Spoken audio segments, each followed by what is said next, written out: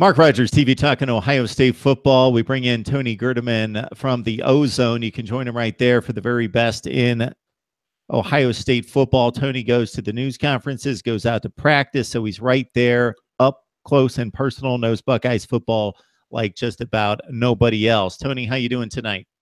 Doing good. Thanks for having me on again. Definitely. So we wanted to talk this one up for sure, and maybe we'll have you back on before the game to talk up USC and really break down the personnel. But before we get to this matchup, want to get your thoughts on Ohio State's psyche as a team coming off the disappointment of winning the Big Ten championship, placing themselves in position to get to the college football playoff, getting let down the next day at noon, and where you think the collective minds of the team are. I know Urban Meyer put on a good face before the public and has to, and before the media the next day. And he's one to be able to right the ship very quickly and present another goal and another mission. But this one might be a little bit difficult to sell. Well, I think the good thing is that it's against a named program in USC. So you don't have to convince the players that this is a big game. But it was interesting. The day of the announcement, we had a press conference, and Urban Meyer spoke, and JT Barrett spoke, and senior linebacker Chris Worley spoke. And I asked Worley, like, do you go into this Cotton Bowl and want to prove the committee wrong? He's like, well, it wouldn't make any difference now, So they're more for some of them, there's no reason to, I guess, prove the committee wrong. For others, they want to show that they're one of the four best teams, or one of, the best team in the nation, really. They want to prove themselves that way against USC in a Cotton Bowl, in a big game. They're still the Big Ten champions. And so there's weight to that, and they don't want to finish with a fizzle. They don't want to finish as anything other than champions.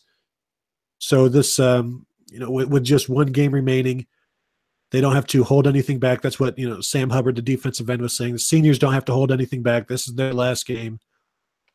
They don't have to worry about another game after this. So that, they're planning to give their all. They're all saying the right things so far.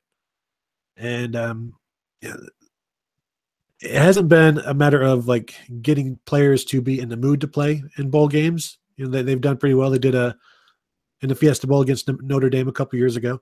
Whereas last year, I think it was more personnel and coaching that did them in against Clemson, not any sort of mental not wanting to be there. Obviously, it was a playoff, so it's a different situation. But no, I think they're devastated and they're disappointed, but they move on pretty quickly.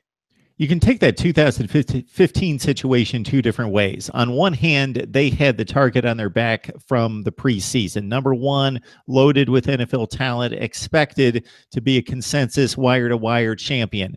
Then they lose to Michigan State the week before the Michigan game, and there was little expectation because of the way the cards were dealt across the nation that they could play themselves back into it. So you could say on one hand, they knew for quite some time, hey, this is most likely not going to happen. But these were the expectations for the entire season. The expectations are always going to be to get to the playoff for Ohio State.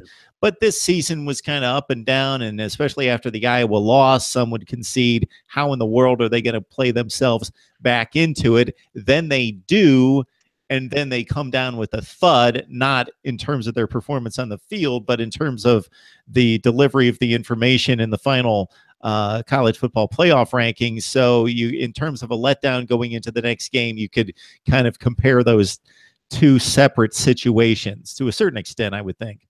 Yeah, and I think that's the Iowa game came after the Penn State game, which was a huge emotional high. And then they weren't able to regroup, I guess, and play, well enough to beat Iowa. And, you think of that Michigan State loss in 2015. After that game, Taylor Decker, the left tackle, said if they can't get back up from this and play Michigan and beat Michigan, then all their culture basically on the football program, the culture of the football program was a lie if they couldn't bounce back from that. So, they can handle these ups and downs, but they still have them, and so is this layoff from getting snubbed, if you will, not getting into the playoffs, will it allow them to get back on their feet and get their mentality right? I mean, they're going to be going through practices, and if they're not practicing well, they're going to hear about it. And when I asked the players, the whole talk about players skipping bowl games, I asked several Buckeyes about it, and it's the furthest thing from their mind. They couldn't imagine any of their teammates leaving or not playing in a bowl game. I asked Sam Hubbard, who he's a fourth-year junior. He's could come back. He could go. Nobody really expects him to come back. I asked him, has it ever been in your, have you ever thought about not playing? Is it in your mind at all? And he said, like, not in my mind at all. I asked JT Barrett, and he couldn't imagine anybody sitting out this bowl game. Billy Price said it would never happen. So this is the mentality of the team. And you asked about is this a letdown or anything like that? What they're saying is it's another opportunity to play together, to take part in the brotherhood, which is what they're always talking about, this brotherhood. And it's an opportunity to send the seniors out, and to set the tone for next season as well, because it's not just about this year. It's about leaving the place better than when it was when you found it, when you got here. That's Jamarco Jones, the left tackle, senior, wants to lay the groundwork for the guy who's going to take over for him. And that's just the mentality in the program, but they still have to go out and execute against a pretty good USC team.